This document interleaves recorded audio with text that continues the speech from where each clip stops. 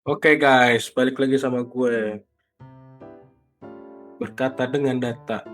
Oke, hari ini tanggal 11 November, hari Sab hari hari Jumat ya, dikit lagi hari Sabtu, dan sekarang IHSG di angka 8.393. Ini all time high ya, bisa dibilang all time high ya, betul all time high. Ya, semoga IHSG kita akan naik terus naik terus. Oke. Udah menguat ya tuh. Oh, mantap. Sebelumnya gue udah bahas apakah IHSG akan ke 35.000. Iya, eh, sangat mungkin banget IHSG kita bisa sampai 35.000, bahkan bisa lebih gitu. Tapi ada potensi juga hanya sampai 20.000 gitu. Ya, gitulah keadaan ya. Tergantung kepada pemangku kebijakan ya. Oke. Di sini gue mau bahas bagaimana sih kita mengetahui atau mencari tahu hmm, saham-saham yang memang potensial bagus gitu. Oke, yang pertama-tama adalah teman-teman harus paham, ketika kita mau menginvestasi saham, carilah sebisa mungkin yang berdividen. Nah, itu pentingnya. Jadi pastikan teman-teman ini mencari saham atau mencari eh, ya benar, saham investasi yang cocok itu adalah berdividen. Karena kenapa? Logikanya simpelnya begini. Teman-teman ini kan pemilik perusahaan. Anggaplah teman-teman pemilik perusahaan, tapi dalam skala kecil gitu. Sekarang kalau misalnya teman-teman sebagai pemilik perusahaan dan perusahaan itu untung tapi tidak membagikan dividen, ya buat apa gitu? Karena kan di situ adalah sebagai pemilik perusahaan. Nah, itu yang harus teman-teman pahamin dulu adalah ketika kita investasi di saham, kita itu adalah pemilik perusahaan. Nah, mau itu keuntungan, mau itu kerugian, itu juga bagian dari kita memiliki perusahaan tersebut itu. Jadi ketika kita investasi di saham A misalnya, maka kita itu ya udah sebagai pemilik perusahaan tersebut gitu. Entah itu keuntungan maupun itu kerugian. Nah, itu yang harus teman-teman pahamin. Terus bagaimana sih cara kita mencari saham yang bagus? Oke. Yang harus kita pahamin, yang pertama, carilah saham yang berdividen. Oke. Yang kedua adalah kita lihat eh, harga fundamentalnya itu berapa sih, jangan sampai kemahalan kita beli. Ya kan? Sekarang gini teman-teman, mau nggak beli handphone yang harga 1 juta tapi teman-teman beli harganya 100 juta? Kan nggak mau gitu. Misalnya harga pecel ayam nih, misalnya di pinggir jalan, harganya 17.000, tapi teman-teman beli harga 500.000, mau nggak? Nggak mau gitu. Nah, bagaimana sih cara kita mencarinya? Oke, pertama-tama yang harus oke, kenapa sih, buat ngitung aja biar gampang. Oke, ketika teman-teman udah buka di sheet seperti ini, maka kita harus cari data dulu. Nah, pakai tools apa sih bang? Kalau yang pakai free itu pakai Stockbit ya. Kalau teman-teman yang udah udah pakai sekuritas Stockbit, ya udah nggak perlu lagi. Tapi kalau yang belum, bisa menggunakan ini karena lumayan ya, ini cukup lengkap untuk kita bisa menganalisa. Oke, ini salah satu contohnya adalah saham Toba. Apakah berapa sih harga wajar saham Toba tersebut? Pertama-tama kita lihat dulu ya, dari harga segini dia kan naik terus nih. Oh, mantep ya, naik terus habis itu turun. Ya kan? Apakah ini harga fundamentalnya berapa sih, kita mau tahu gitu kan? Kita lihat, cek key stage-nya. Nah, kita lihat EPS-nya dulu. Tuh. Kalau dari sini, nah kan bisa dilihat nih ya, dari tahun 2000, dari 2000 berapa, 2016 ya kan, kita lihat ya knowledge-nya 45, 4,51. Nah, ini naik ya, 3 34,75, naik lagi 65,21, terus turun lagi 45. menulis saya.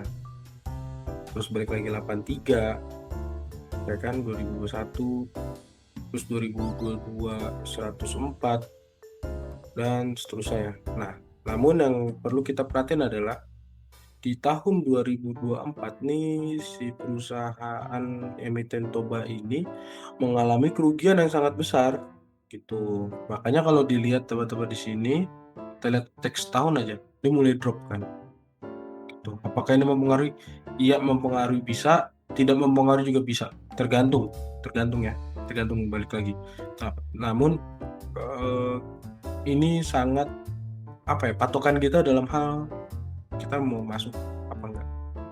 Kalau perusahaan rugi gini, ini udah nggak bisa dihitung. Maksudnya gitu, logik aja gitu, by logic. Ngapain kita investasi di perusahaan rugi? Udah, no debat. Kalau gua pribadi sih, no debat. Gua nggak mau ngambil resiko gitu. Wah, nanti kan ini bisa naik, wah ini sama. Ya udah, terserah lu. Kalau gua, pertama, penting aman dulu. Ketika gua mau invest, yang harus gua lakukan adalah duit yang gue taruh ini aman atau enggak. Kalau nggak aman ngapain gitu kan, beresiko gitu. Sesuatu yang menurut gue nggak bisa predik dan nggak bisa gue hitung, ngapain. Ya udah, gue no debat, ya terserah lu mau ikutin pakai stick, candlestick segala macem. Gue nggak ikut di situ, karena menurut gue investasi di saham ini adalah jangka panjang gitu ya. Jadi yang harus dipahamin adalah kalau udah minus ya ngapain, sesimpel itu aja logika. Udah mau perusahaan minus ngapain gua invest gitu. Oke, terus apa nih yang bagus? Oke, contohnya kita masuk sini kan biasanya ada nih di atas ini. Oke, kita ke Petro. Sekarang kita lihat ke Petro, Keystats, yes. Nah ini kan perusahaan oke lah, dia nggak rugi. Oke bang, ini kan perusahaan nggak rugi nih. Terus gimana nih? Oke, kalau misalnya perusahaan itu nggak rugi, gue biasanya ngeliat apa? Dividennya. Kapan dia terakhir? Gitu kan. Nah, terakhir dia tuh ngasih Rp11 per dividen, dan dimana yieldnya itu 0,60.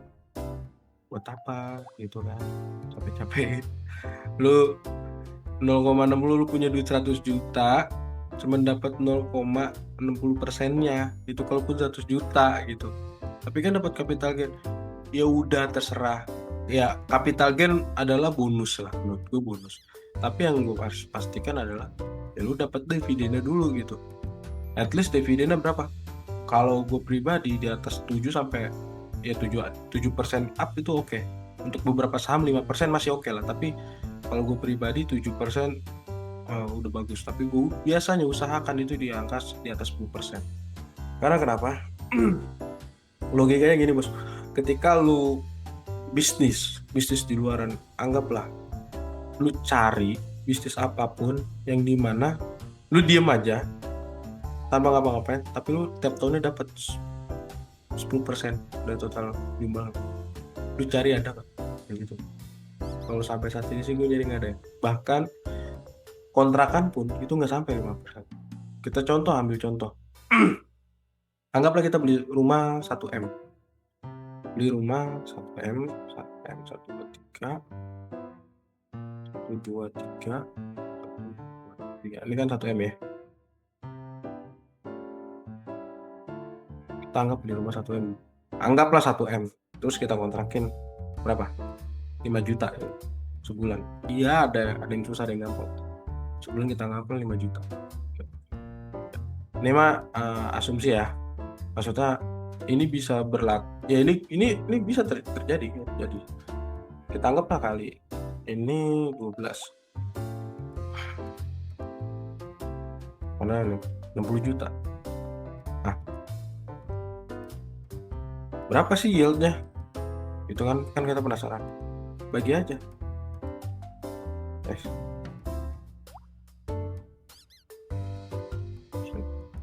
6% bos. Ini kalau keisi full dalam 1 tahun. Kalau misalnya bulan ke 90 belum ada perbaikan.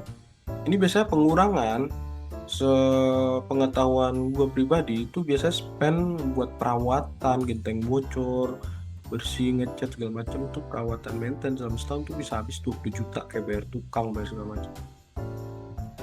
Anggaplah kita kasih 20 juta, ya kan? Artinya dikurang itu, jadi sisa 40 juta. Itu mean yieldnya itu berkurang, bro, berkurang yieldnya. Jadi cuma 4%. Makanya menurut gua ini yang sekelas kontrakan gitu, yang kata orang orang orang tua dulu bilang investasi yang kakek ya cuma kontrakan. Kalau menurut gua iya, zaman dulu mungkin iya bisa, karena bisa di angka 8% zaman dulu. Tapi kalau zaman sekarang, karena harga rumah naik terus dan ya harga harga biaya sewa kalau naik ya nanti sepi gitu kan, akhirnya cuma 4 sampai 6% yield yang didapat. So makanya gue butuh yield yang sahamnya antara 7% sampai dengan di atas 10%. Capital gain gimana? Nah, itulah butuh diversifikasi. Diversifikasi maksudnya ya kita jangan full ke satu semua gitu. Kita bagi-bagi. Paham ya, teman-teman? Ini adalah logika awalnya kalau misalnya kita beli rumah atau beli kontrak, ya beli kontrak atau beli rumah. Coba teman-teman hitung-hitung deh, bersihnya berapa sih? Gitu. Atau teman-teman usaha atau melakukan suatu bisnis, coba teman-teman hitung dan beserta resikonya. Oke, kayak gitu. Kalau emang ada yang lebih bagus, komen di bawah video ini ya. Coba cari misalnya apa ya? Oke, BBRI misalnya. Nah, BBRI kan ini bank BUMN ya, masuk bank Big Five juga. Nah, kita cek di sini. Oke. Di sini bisa kelihatan ya. EPS-nya dia itu selama setahun tahun 2024 396. Oke. Dan dividen yang diberikan tahun 2024 adalah 343. Nah, dari sini udah kelihatan dia akan bagikan dividen 9%. Nah, ini yang good gitu. Bagus. Seperti itu. Artinya harga fundamentalnya berapa sih? Nah, ada dua tipe. Biasa tipe ke-1 lah. Itu biasanya dari dividen kali 10 kali 20. Itu harga fundamental. Nah, kalau lihat kasusnya di BB, dia itu kan bagikan tahun 2024 343,40 kan. Oke. Ini dividen BBRI itu segini, ya kan? Nah, berapa sih harga fundamentalnya? Ya udah, ini aja. Ini 10, ini 20. Di range ini menurut gue tuh udah oke. Nah, ini tahun BBRI 2024 ya. Oke. Nah, dengan kali 10 kali 20. Ini cara simpel aja. Nah, tipe kedua ada yang dari EPS kali 10 kali 10 sih. EPS nggak kali 20, EPS itu kali 10. EPS kali 10. Berapa sih EPS kali 10? Oke. Di sini 2024 ini 391 ya, terserah sih. 396 gitu. Nah, ini ya EPS BBRI 2024 394. Berapa sih harga fundamental, harga wajar? Nah, dikali aja 10. Berarti kalau misalnya dia lebih dari 3.000 sebenarnya udah kemahalan. Tapi kalau misalnya di bawah itu berarti harganya masih di harganya gitu. Cuman kalau IP ke IPS ini khususnya bank itu masih oke karena emang dia pertumbuhan keuangannya naik terus setiap year on year-nya. Jadi teman-teman harus pahamin Kalau gue biasanya menggunakan dividen. Karena kenapa? Kalau dikali 10 itu pasti akan 10%-an dapatnya. 20 itu di 5%-an. Sekarang ini kan 309,80. Kalau misalnya dari sini harga BBRI sekarang itu adalah 3.980. Nah, ini tuh masih di range-nya gitu kan dari dividen. Anggaplah dia bagikan dividennya itu sama. Kita anggap aja sama, dia nggak ada kenaikan karena kan BBRI lagi kena, ya lagi kurang perform lah ya kalau bisa dibilang. Anggap aja kita anggap sama, ya kan? Ya udah tinggal dibagi aja, ini dibagi terus. Oke, lu masih dapat 8%-an bos. Ini kalau dividennya sama gitu kan. Kalau dividennya sama, kalau dividennya more than 2024, ya lu akan dapat lagi, gede lagi. Dan ini di harga yang tinggi. Waktu itu kan BBRI sempat harganya tuh sempat di bawah itu ya, tuh 3.400 malahan kan. Nah yang kemarin tuh 3.500, itu udah tinggi bos gitu kan. Kalau misalnya dengan harga segitu, jadi ini kasusnya BBRI ya bro ya. Kalau case yang lain kayak misalnya ya apa, Unilever contohnya. Unilever, nah, ini Unilever kan drop terus ya. Oh ini baru naik lagi, wah 5 tahun terakhir terus. Nah beda halnya untuk Unilever ini emang ada special case ya, karena emang dia di angka 5% tuh udah gede sih. Ini 2004 5% tuh gede, karena biasanya jarang tuh. Unilever ini akan bagikan di angka 8 di angka 5%. Menurut gue ya udah kita lihat aja di sini kan dia masih di angka range kok. Nah kita pakai analyze saja. Kenapa pakai analyze? Gue yakin di Q4 ini pertumbuhannya akan gede, soalnya daya beli masyarakat udah mulai bangkit gitu kan. Jadi kan karena dia produknya fast moving ya, kayak pasta gigi, sampo segala macam, itu kan berkaitan banget sama daya beli masyarakat ya. Nah ini biasanya kita anggap sama ya, kira segini gitu, kira 116. Oke, kalau misalnya dia 116 berarti kan tinggal kali 10 aja ya, 1106 perusahaan yang tidak menggunakan dividen. Tapi karena dia per tahunnya itu pasti buruknya dulu, dia bakal bagiin 88 gitu kan. Ya udah 88 misalnya dividen per 88, ini 10 kali 20 aja bos. Nih 8 kali 10, 8 kali 20, harga wajar ya segini. Nah kemarin itu kan dia sempat turun ya, sempat turun di harga bawahnya. Terus apakah kemahalan di Unilever ini? Iya, kalau misalnya di harga sini, kalau misalnya dia bagi di angka 88, yieldnya cuma dapat sekarang masih 2.530. Kan dia udah naik berkali-kali ya. Atau nih di bulan Maret apalagi nih. Wah. Nah ini harga sekarang kan segini. Berarti yield yang akan dibagi kan misalnya 88 kita anggap. Nah 3,48%. Makanya kemarin tuh gede banget. Kalau misalnya di angka, makanya dia kan langsung naik kan. Waktu di harga 1.500-an. Nah, makanya tuh teman-teman kalau misalnya dapat kayak peluang-peluang kayak kemarin, dia masih di harga 1.800-an. Nah kan ini kan harga fundamentalnya segini kan. Wah, serok langsung naik. Karena orang-orang akan berbondong-bondong membeli itu gitu. Ya karena lebih cuan daripada kontrakan kan. Daripada ngontrak cuma dapat ya 4%. Tapi kalau sekarang harganya ya berharap aja sih dia akan kuartal 4 ini akan naik tinggi ya. Kalau misalnya dia bisa naik lebih tinggi ya kan seperti itu teman-teman. Jadi saya biasanya IPS kali 10 atau dividen kali 10 kali 20. Itu udah cara yang menurut saya tuh udah aman sih. Nggak usah terpengaruhi oleh isu dia akan bakal bangun ini. You cek di IPS ya, kalau emang dia itu plus dan emang sesuai bagikan dan dia membagikan dividen, ya udah itu layak untuk diinvestasi gitu. Logikanya yang saya awal bilang tadi, kita sebagai pemilik perusahaan, terus perusahaannya untung, loh kenapa nggak bagi keuntungannya kan gitu. Seperti itu. Jadi kalau menurut saya berinvestasilah di perusahaan yang membagikan dividen itu.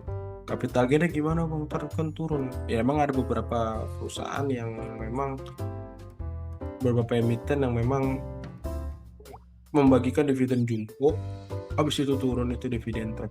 Kalau menurut gua nggak masalah, lu nggak dapat capital gain. Kalau mainnya jangka panjang, gue pernah ngitung ya, kayak PTBA atau kayak TMG itu kan dia fluktuatif banget ya. Ya kayak misalnya saham-saham batu bara kayak gitu. Lu masih tetap untung kok. Misalnya dia turun terus, ntar kalau ada dividen naik, terus dia naik gitu harganya. Lu masih tetap untung, turun terus. Kapan-kapan akan gue buatin konten deh. Kalau misalnya kita pegang saham 5 tahun di TMG dengan rutin dengan 100 juta, masih cuan gak sih? Pernah ngitung masih cuan coy. Pakai simulasi 3 tahun ke belakang. Dan yang harus teman-teman pastikan adalah setidaknya kalau mau cuan gede di saham, investasilah dengan periode 2 tahun. 2 tahun menurut gue itu udah angka yang oke lah. Nggak usah trading segala macam. Aduh, capek-capekin bro. Mendingan kita taruh tiap bulan nabung perlahan di perusahaan yang membagikan dividen yang tidak rugi. Udah, kita fokus kerja, kita fokus kegiatan yang lain. Kan gitu, enak ya. Jadi teman-teman kalau misalnya mau mencari itu ya udah gampang aja sih, IPS kali 10 atau dividen kali 10 kali 20. Ada beberapa part yang memang tidak bisa menggunakan cash seperti ini, contohnya kayak BBCA itu nggak bisa kita menggunakan itu. Bank beberapa part ada yang nggak bisa karena emang bank itu kan selalu bertumbuh ya, dan orang ada yang uh, banyak tipikal investor itu yang udah tinggal tidur aja, jadi dia nggak mau mikirin mau itu naik mau turun, dia naruh aja. Nah itu ada beberapa tipikal investor di BBC itu seperti itu juga. Dan emang dia naik terus ininya,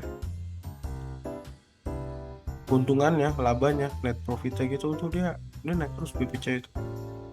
Ini coy, BBC itu tuh perusahaan naik terus mungkin karena COVID ya. Ada beberapa COVID tuh. Dia naik terus deh. Revenue deh. Kita lihat tuh. Naik terus coy. 75, 77, 70. Nah, kita lihat dari sini deh. 59, 64, 68, 77, 78. Naik terus coy. Di COVID aja naik. 80, 88, 104, 112, 121 naik terus. Ini nulis itu prediksi ya guys.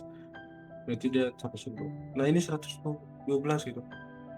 Dia naik terus. Jadi nggak bisa kita menggunakan pakai cara dividen kali 10 kali 20. Seperti itu. Dan nggak bisa menggunakan DPS kali 10. Memang di harganya udah mahal. Kapan-kapan gue bahas deh BBCA, khusus BBCA sih. Tapi ada beberapa. Nah, gue belum nemu yang metode gue ini selain BBCA ya. Oh, Unilever paling Unilever oke lah, tapi Unilever masih mirip-mirip sih kayak tadi teman-teman lihat kan di angka 1.500-an atau 1.700-an memang di harganya ketika teman-teman harus itu sekarang 2.500 tuh kan. Masih mirip. Nah, nanti mungkin gua akan bahas dividen trap ya. Bagaimana kita menanggulangi dividen trap gitu. Oke, segitu dulu dari gua berkata dengan data. Thank you.